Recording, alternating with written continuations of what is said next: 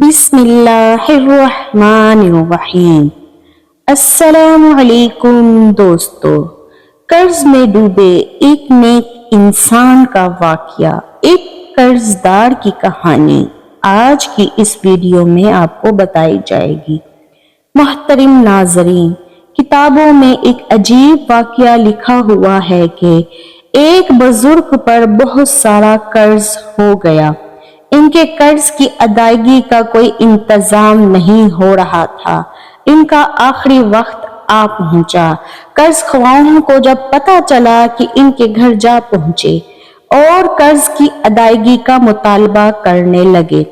بزرگ نے جواب دیا کہ میرے پاس قرض کی ادائیگی کے لیے فی الحال کوئی انتظام نہیں ہے، تم یہیں بیٹھ جاؤ، اللہ تعالیٰ کوئی نہ کوئی انتظام کر دیں گے انشاءاللہ۔ چنانچہ سب بیٹھ گئے۔ تھوڑی دیر میں ایک حلوہ بیچنے والے بچے کی آواز سنائی دی تو بزرگ نے اپنے خادم سے کہا، اس حلوہ بیچنے والے بچے کو بلاؤ۔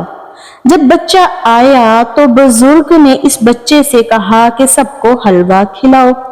جب بچے نے سب کو حلوہ دے دیا تو اپنے پیسے کا مطالبہ کرنے لگا۔ بزرگ نے کہا، تم بھی بیٹھ جاؤ، یہ سارے بھی بیٹھے ہیں۔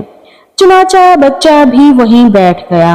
تھوڑی دیر کے بعد بزرگ نے اپنے چہرے پر سے چادر اوڑھ لی۔ سب نے یہ گمان کیا کہ شاید بزرگ کا انتقال ہو گیا۔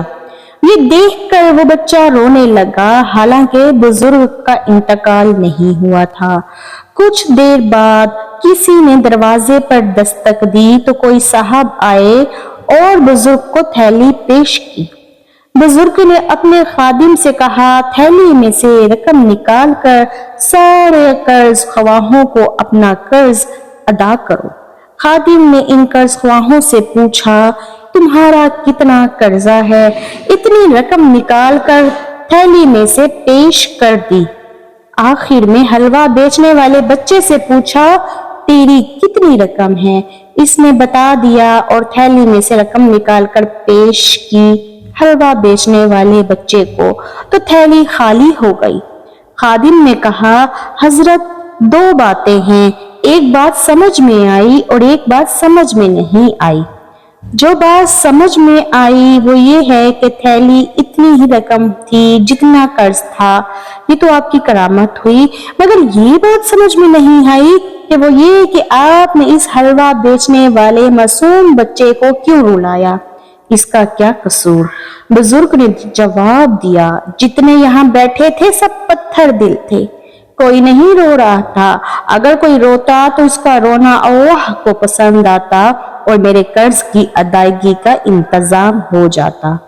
اس لیے میں نے یہ ترکیب بنائی کہ حلوہ بیچنے والے بچے کو بلایا، اس سے حلوہ خریدا، اس کی رقم کو باقی رکھا، وہ رونے لگا۔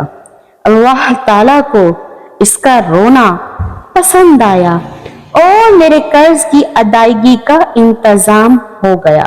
جب تک حلوہ بیچنے والا بچہ نہیں رویا، اللہ کی رحمت کا سمندر بھی جوش میں نہیں آیا۔